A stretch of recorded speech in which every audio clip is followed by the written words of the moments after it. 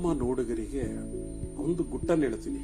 ಏನಂತಂದ್ರೆ ನೀವೆಲ್ಲ ಅನ್ಕೊಂಡಿದ್ದೀರಿ ಏನಂತಂದ್ರೆ ಗಿರಿಜಾ ಲೋಕೇಶ್ಗೆ ಫಸ್ಟ್ ಲವ್ ಲೆಟರ್ ಬರೆದಿದ್ದು ಲೋಕೇಶ್ ಅಂತ. ಒಬ್ರು ಬರೆದ್ರು ನಂದಿ ಬೆಟ್ಟದಿಂದ.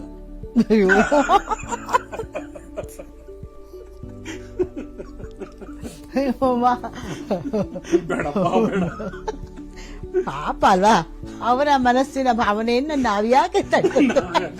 ಅವಾಗ ಗೊತ್ತಿರ್ಲಿಲ್ಲ.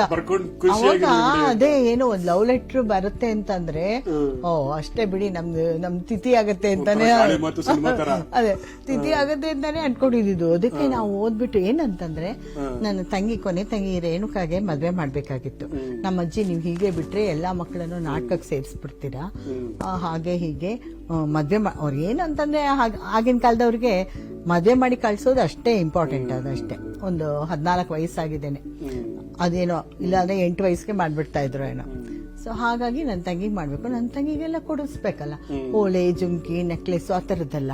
ಅದಕ್ಕೆಲ್ಲ ಅವಾಗ ಎಷ್ಟು ಒಂದು 100-200 ರೂಪಾಯಿ ಏನೋ ಇತ್ತು, ಒಂದು 10 ಗ್ರಾಮು 100-200 ರೂಪಾಯಿ. ಸೊ ಅವಾಗ ಅಷ್ಟು ನಾನು ಇವ್ರ ನಾಟಕಕ್ಕೆ ಹೋದ್ರೆ ಒಂದು 300 ರೂಪಾಯಿ ಕೊಡ್ತಾ ಇದ್ರು. ಸೊ ಅದಕ್ಕೆ 200 ರೂಪಾಯಿ ಸೇರಿಸ್ಕೊಡಿ, ನೆಕ್ಸ್ಟ್ ಡ್ರಾಮಾದಲ್ಲಿ ಬರ್ತೀನಲ್ಲ ಅವಾಗ ಅದನ್ನ ಹಿಡ್ಕೊಳ್ಳಿ 200 ರೂಪಾಯಿನ ಅಂತ ಹೇಳಿದ್ದು. ಅದಕ್ಕೆ ಅವರು ಲವ್ ಲೆಟರ್ ಉದ್ದ ಬರ್ದಿದ್ದಾರೆ, ಏನ್ ಜ್ಞಾಪಕ ಇಲ್ಲ ಈಗ ನನಗೆ, ಒಟ್ನಲ್ಲಿ ನೀವು ಇಷ್ಟ ಅಂತ ಬರ್ದಿದ್ದಾರೆ. ನಾನು ನನ್ನ ತಂಗಿ ಇಬ್ರು ಏನೇ ಲೆಟರು ಕೂಡ ಕಳ್ಸಿದ್ದಾರೆ. ಪಾಪ 500 ರೂಪಾಯಿ ಕೊಟ್ರು, ಇಲ್ಲ ಅಂತಲ್ಲ, ಕೊಟ್ಬಿಟ್ಟು ಲೆಟರು ಕಳ್ಸಿದ್ದಾರೆ ಅಂತ ಅನ್ಬಿಟ್ಟು ನೋಡಿದ್ರೆ ಬಚ್ಚಲ್ ಮನೇಲಿ ಕೂತ್ಕೊಂಡು ಇಬ್ರು ನೋಡ್ತಾ ಇದೀವಿ. ಅಯ್ಯೋ ನನ್ ಬಿಡ್ತಾರೆ, ನಮ್ಮ ಅಪ್ಪಂಗೆ ಗೊತ್ತಾದ್ರೆ ಬಿಡ್ತಾರ, ಏನ್ ಮಾಡೋದು ಅಂತ ಅವಳು ತೆಗೆದು ಒಲೆಗೆ ಹಾಕಿದ್ಲು. ಅಲ್ಲಿ ಹೋದ್ರೆ ಅವರು ಎಂತ ಚಂದ ಪಾತ್ರ ಮಾಡ್ತಾ ಇದ್ರು ಅಂದ್ರೆ, ನಾವು ಮಾಡ್ತಾ ಇದ್ದಿದ್ದೆ ಮಾಯಾ ಬಜಾರ್, ತೆಲುಗುಲಿ. నువ్వేనా నన్ను పిల్ల చిన్నది, నువ్వేనా నన్ను తెల్ల చిన్నది, నువ్వేనా నా మదిలో నిలచి హృదయము కలవరపరచినది. ಇದು ಹಾಡು. ಆ ವ್ಯಕ್ತಿಗೆ ಏನ್ ಗೊತ್ತಾ, ಒಂದು ಅದೇನದು ಕರ್ರಿಗೆ ಅಂದ್ರೆ ಅಷ್ಟು ಕರಿ ಕಲರ್ ಅವರು.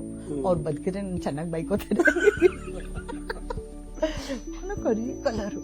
ಆಮೇಲೆ ಅವರು ಕಣ್ಣು ಮೂಗು ಎಲ್ಲ ಎಲ್ಲಿ ಎಕಡೆ ಉಂದಿ ಆಮೇಲೆ ಸರಿ ಅಂತ ಮೇಕಪ್ ಹಾಕೊಂಡ್ ಬಂದ್ರೆ ಅಷ್ಟು ಚಂದ ಕಾಣೋರು. ಅಭಿಮನ್ಯು ಪಾತ್ರ, ಇದು ಶಶಿರೇಖೆ ಪಾತ್ರ. ಮಾಯಾ ಬಜಾರ್ ಕೃಷ್ಣ ಇದೆಲ್ಲ ಮಾಡಿ.